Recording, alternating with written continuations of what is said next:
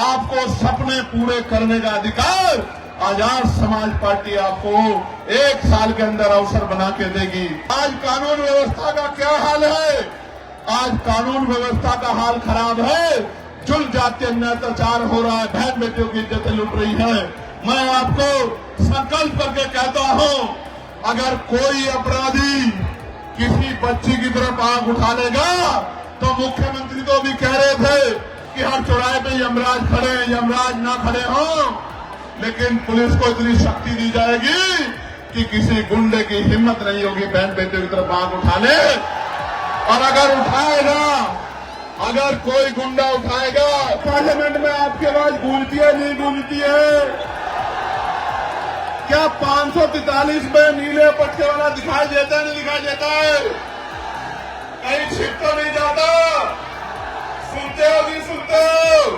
Christian समाज के भाई सुन ले, हमारे जो मसीह समाज को मानने वाले लोग हैं वो भी सुन ले।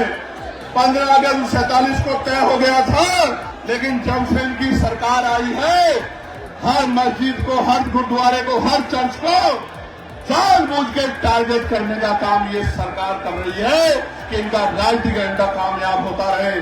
मैं आपको कहना चाहता हूं, सरकार की जिम्मेदारी है कि पुलिस को एडमिनिस्ट्रेशन को है कि इस तरह का माहौल खराब नहीं होना चाहिए। कई बार फतेहपुर के मकबरे को हम लोग देखते हैं, सरकार सामने नजर आती है, बीजेपी के लोग तोड़ने का काम करते हैं।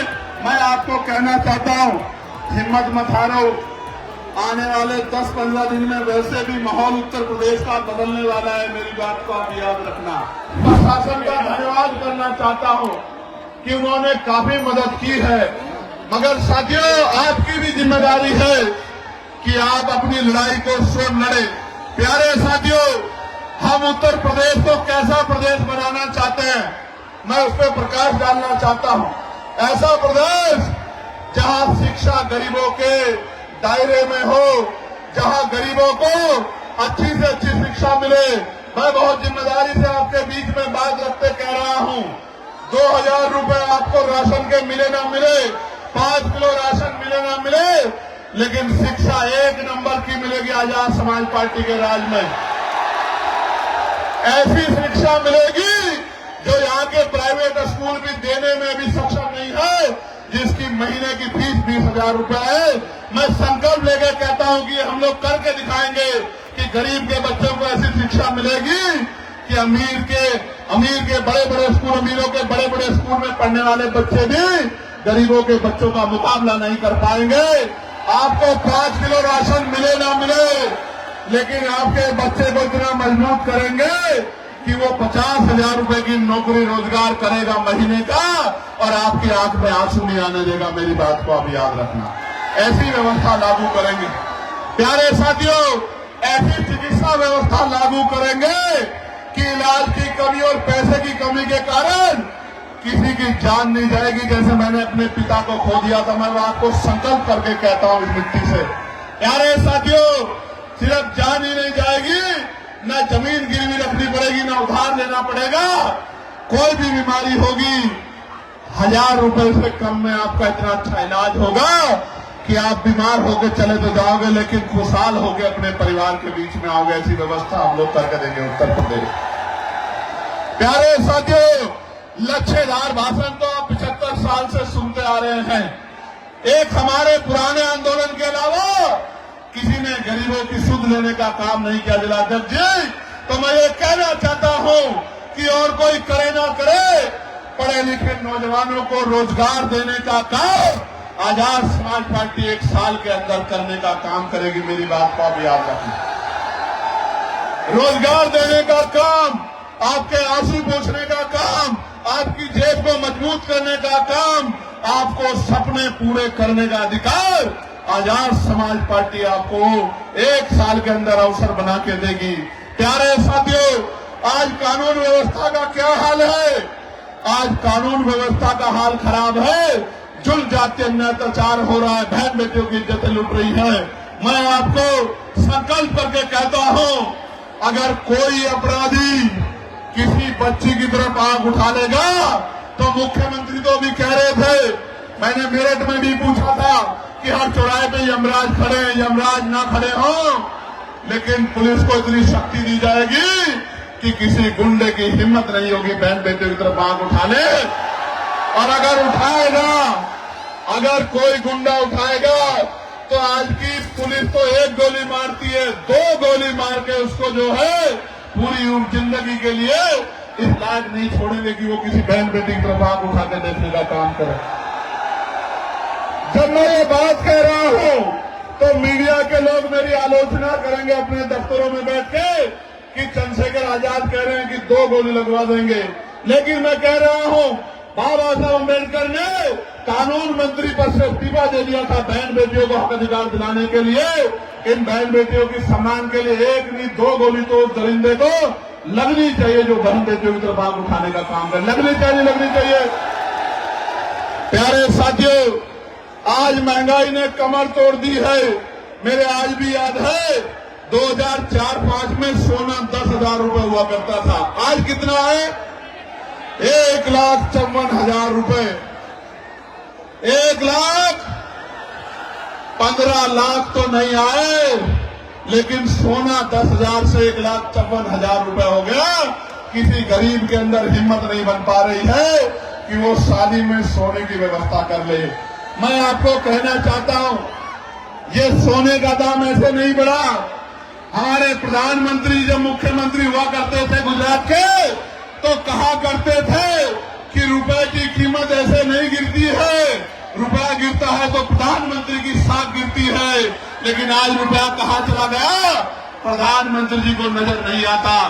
मैं आपको कहना चाहता हूं, अमीरों की तिजोरियों में जो पैसा भ्रष्टाचार का उठा के रख लिया है, इस भ्रष्टाचार पे ऐसी चोट करेंगे कि इन अमीरों को भ्रष्टाचार का पैसा निकालना पड़ेगा। आज पार्लियामेंट में आपने भेज दिया है, तो बताओ पार्लियामेंट में आपकी आवाज गूंजती है नहीं गूंजती है? क्या 543 में नीले पट्टे वाला दिखाई देता है नहीं दिखाई देता है? कहीं छिप तो नहीं जाता? सुनते हो नहीं सुनते हो? प्यारे साथियों, इस देश में 15 अगस्त 1947 को तय हो गया था। मुस्लिम समाज के भाई सुन लें, जैन समाज के भाई, सिख समाज के भाई, बौद्ध समाज के भाई, क्रिश्चियन समाज के भाई सुन लें, हमारे जो मसीह समाज को मानने वाले लोग हैं वो भी सुन लें। 15 अगस्त 1947 को तय हो गया था कि जिस स्ट्रक्चर का जो स्वरूप है, अगर वो मस्जिद है तो मस्जिद रहेगी, वो मंदिर है तो मंदिर रहेगा, वो चर्च है तो चर्च रहेगा, वो गुरुद्वारा है तो गुरुद्वारा रहेगा। लेकिन जब से इनकी सरकार आई है, हर मस्जिद को, हर गुरुद्वारे को, हर चर्च को जानबूझ के टारगेट करने का काम ये सरकार कर रही है कि इनका राजनीतिक एजेंडा कामयाब होता रहे। मैं आपको कहना चाहता हूं, सरकार की जिम्मेदारी है कि पुलिस को कहे, एडमिनिस्ट्रेशन को कहे कि इस तरह का माहौल खराब नहीं होना चाहिए।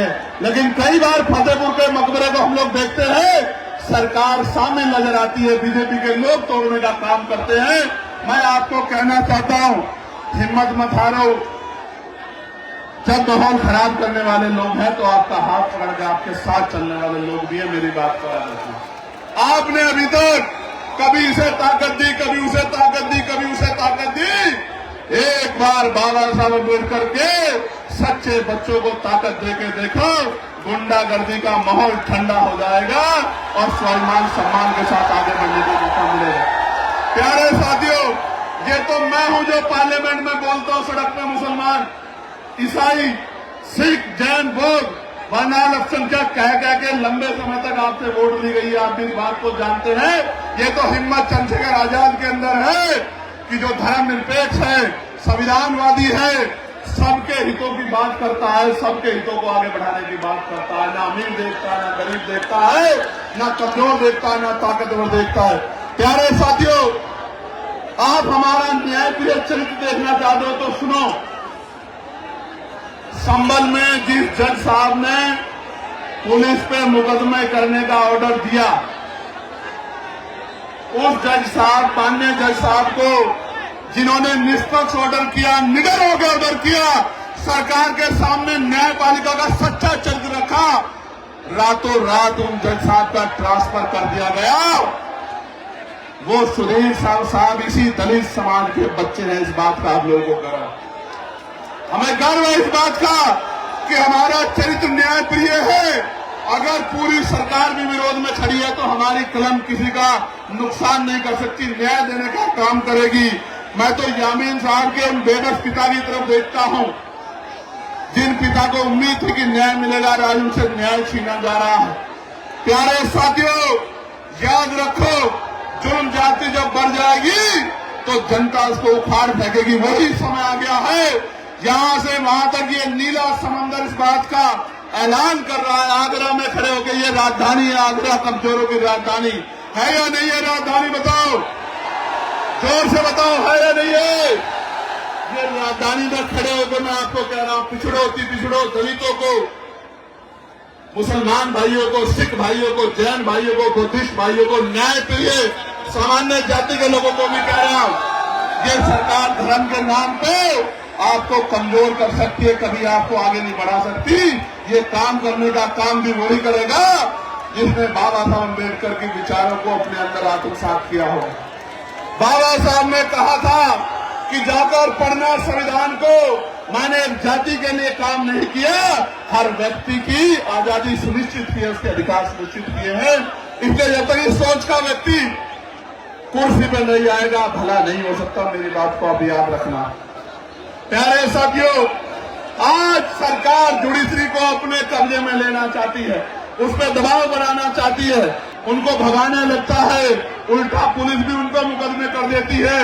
मैं मसई समाज को कहना चाहता हूं, मैं चंद्रशेखर कह रहा हूं, अगर कहीं आप पे चर्चों पे हमला होगा या आपको अपमानित करने का काम किया जाएगा तो आजाद समाज पार्टी भीम आरपी सीना तान के आपकी लड़ाई लड़ने का काम करेगी। आप अकेला मत समझना खुद को, बिल्कुल अकेला मत समझना।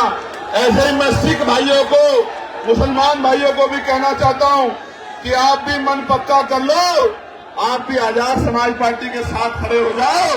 आने वाले 10-15 दिन में वैसे भी माहौल उत्तर प्रदेश का बदलने वाला है, मेरी बात को आप याद रखना।